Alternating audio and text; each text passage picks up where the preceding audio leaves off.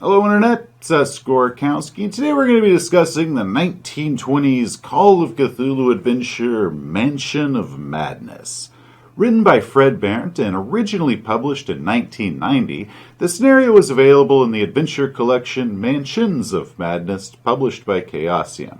Coming in at 26 pages, the adventure will likely take 3 sessions, though mileage may vary, but I would lean more toward it taking more than 3 than less than 3.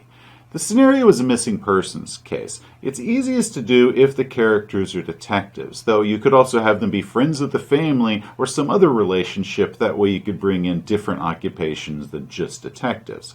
The adventure takes place in Boston, but that can be easily changed to a different city with very little work. It offers a good mystery, a layered plot, a colorful cast, and some serious potential for combat. We had a lot of fun with it, and I'm going to offer my suggestions as a game master who has successfully run this adventure. Hey, I'm Jack, the NPC. I'm going to give this one to you from a player's side of things, including the part where all of the players, not characters, but players, lost their sanity rolls and all had to go, whoa, that is messed up. Ooh, that does bring up a point. I will need to warn you that this adventure does have some very adult themes and gets very, very dark. And by that, he means that this scenario is the new black until we can discover a darker shade of darkness. Now, before we go on, I need to warn you that there will be spoilers. So any players in the audience, if you want to enjoy this scenario, you should stop here, but send your game master this way. But if you go on, it will ruin the surprise. Okay, now that the spoiler warning is done, let's get to work. The scenario is divided into 3 parts: the investigation, the House of Dreams, and tracking down Crater. Each part took us 1 full session to complete. Personally, I love the design, and I wish more adventures were laid out this way. The case opens when the PCs are hired by Sarah Keating. Her brother Andrew has been missing for 2 weeks, and the police have turned up nothing. She tells them that Andrew has fallen in with a bad crowd and recently paid a small fortune for 3 strange and unusual paintings now hanging in the study. Aw, sweet, I love games that involve cool paintings. They always make the best handouts. Actually, the module doesn't provide any illustrations for them. I mean, we could use the illustration for the thing hanging in the void, but that would be the only illustration that you could provide for the paintings, and that might tip the players off that one happens to be a little bit more important than the others. Oh, okay, well, that's cool, I guess. I mean, yeah, we do have imaginations, and illustrators, they do cost money. However, any pictures that they have of random NPCs throughout the rest of this adventure is only going to serve as a bitter reminder that illustration could have been for one of these cool paintings. The investigation will quickly yield several clues with available handouts. We also get to meet a nice cast of characters for the PCs to talk to as they follow their leads. One issue that we did have is that there were so many options that my players started down a weird rabbit hole of trying to chase clues and ignoring others, and the clues that they were chasing didn't lead anywhere. They were just kind of coming up with them as they went. Now, this might have just been my players. I suspect that it was. But keepers be warned, I did have a problem here as the players are trying to find the right track to get into, but this situation is why they created idea rolls, so just be prepared that you might have to use an idea roll or something to get them on the right track. Eventually the PZs will uncover that their prime suspect is Josephine Garsetti, a local artist and Andrew's girlfriend who is now missing after police raided a dark cult that she was leading. Her former friend, ANDREA Pentergun, is now in hiding under an assumed name, but some clever investigation can lead them to her apartment, where she will share several dark stories of what she and Josephine had done, as well as give them some nice handouts. In our game, the PCs had already figured out that there was some sort of mob connection going on, and when they were going to meet Andrea at her apartment, one of the players said, I'm going to check and make sure that no one is following us. What do you know? Someone was following them. Now, after a small, kind of casual chase as the PCs are driving around town, they manage to lose their tail and then head to Andrea's apartment. Now, one thing I suggest for keepers to do is, even if their players don't ask, hey, am I being followed or is someone watching me? Maybe give them a spot roll to maybe see a car that seems to be kind of passing them very irregularly, or certain strangers on the street seeming to pay just a little bit too much attention to them. This can lead to a good sense of player paranoia, which does enhance the enjoyment. Another lead will send the PCs to a local speakeasy called the Sailors Club. Here they'll get to talk with a good cast of characters, each with their own clues to give, and a lot of good role-playing can happen here. Now, one small complaint that I have about the club is that their water closet's location is a bit odd. Anyone wanting to use the bathroom will have to walk up on stage past the jazz band in order to get to it, which is kind of a bit awkward to do during a show. So keepers, you might want to move the water closet either here or here. Only you would walk into an imaginary bar and ask where the freaking bathroom was. While at the club, the PCs will get to meet Zeke the Geek Crater, a local mobster. Crater will tell the PCs about Josephine, stating that she stole something of great value from him, a small translucent crystal, and he's going to offer a healthy reward if the players can retrieve it for him. The PCs will notice that Crater seems a bit strange, his face barely moving as he speaks.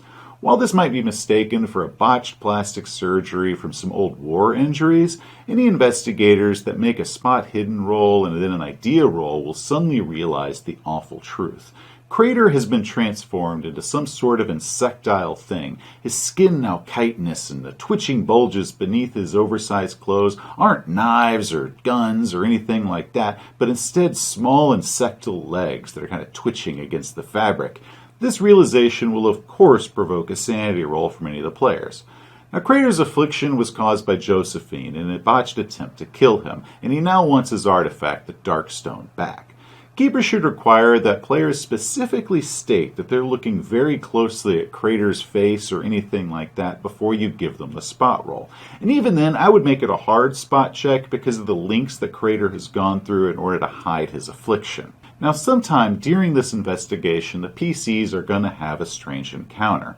This will be at night, preferably while the PCs are walking along the street. For my game, I had this as they were leaving the Sailors Club and they were making their way down some of the dark streets to where they had parked their car. The PCs will notice that there's a man following them, his hat low and his face hidden in shadow. But what they can see of it, they recognize as being Andrew Keating, the man that they're trying to find.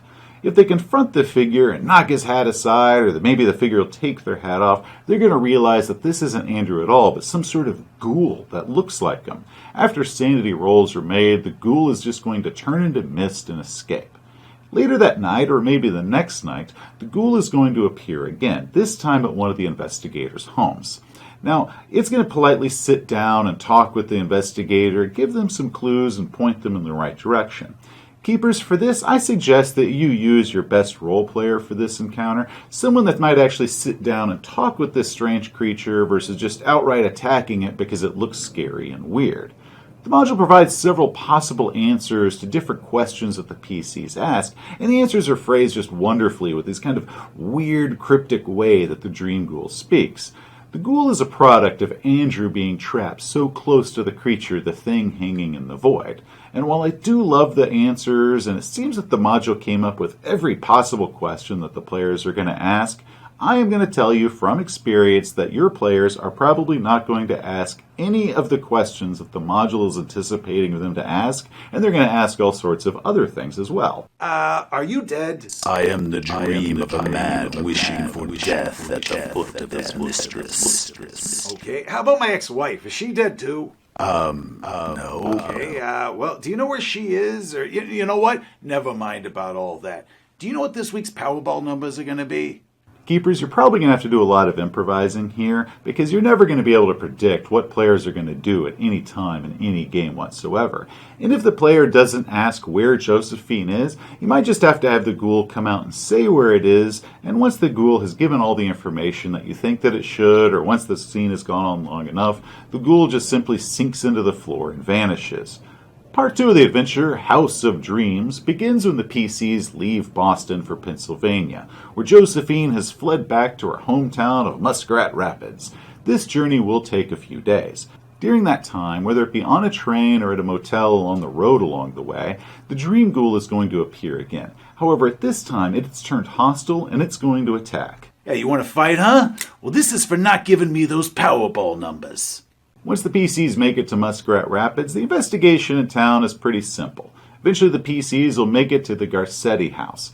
After making it past several wards and possibly discovering the body of her dead mother, the PCs are going to head inside. Here they're going to discover Andrew Keating in a seemingly empty room. They're also going to discover the thing hanging in the void. This encounter is intended to be something that the PCs can possibly escape. But even then, it nearly killed half my party thanks to some bad rolls. And if the party that hadn't failed those rolls hadn't thought quickly and pulled their stupefied companions out of the room, it would have easily wiped out half the characters. Now the PCs are going to hopefully catch Josephine before she makes her escape. If they don't, she's going to wreak havoc on the town of Muskrat Rapids by releasing this sort of madness that turns the whole town into something like the Purge.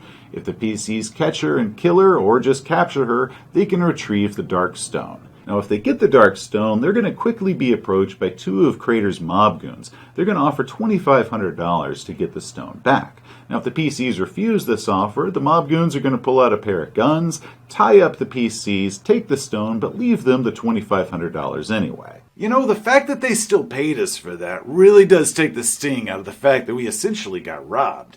But you know, we did rescue Andrew, so, case closed. Part 3 begins after the PCs arrive back in Boston.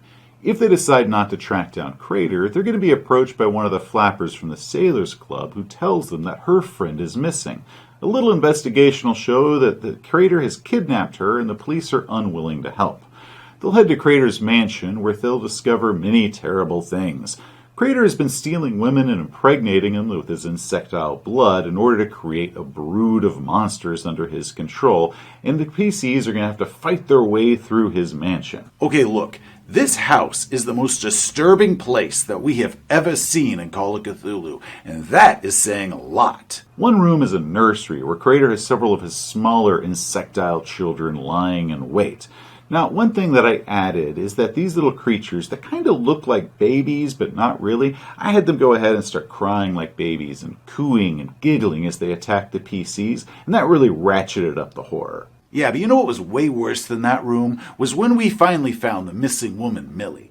She was tied to a bed, pregnant, and had her hands and feet cut off and cauterized. Now, she was completely insane by this point, but as we were trying to rescue her, she became so excited that induced her into going into labor, and then a dozen nasty little bug things came birthing and chewing their way out of her body, killing her, and then they went running away, scuttling off into the walls where we could hear them. It was freaking horrible. This scene was so dark that one of my players actually jumped up from the table and had to take 5 because it just gave him the full-blown heebs-jeebs. So props to the adventurer for making this a very good horror adventure, but also hence my reason why I give a warning that this is not for everybody. Eventually the PCs are going to meet Crater and have to fight him, hopefully kill him. They're going to recover the Dark Stone and find Andrea Pendragon's severed head. One thing to mention that while they're here is that the adult bug monsters have 10 hit points of armor. That is a lot, and that means that any firearm below a 45 is going to be completely useless against this thing unless they roll an impaling strike. These creatures also have enough hit points that it's going to take a lot of hits for the characters to bring them down. The house also seems a bit small to be a mansion of madness. So for my game, I added a basement level, and I decorated up to make it a scene for those posh orgies and parties that Crater was known for.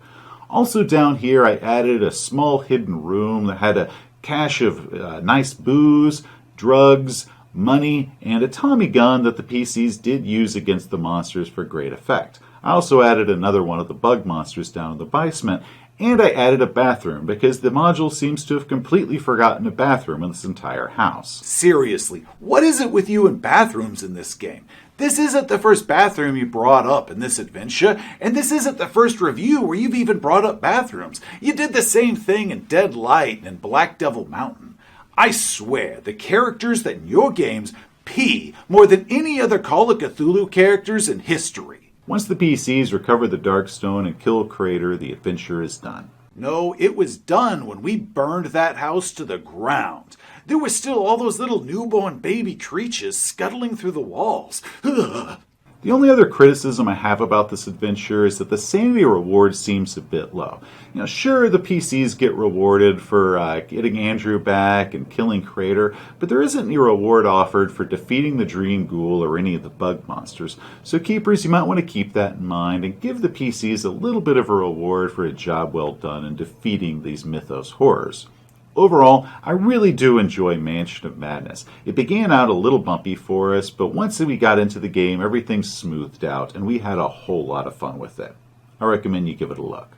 Hey, thanks for watching. If you enjoyed the review, please give it a like. If you want to see some more of our other reviews and other videos, just hit that subscribe button.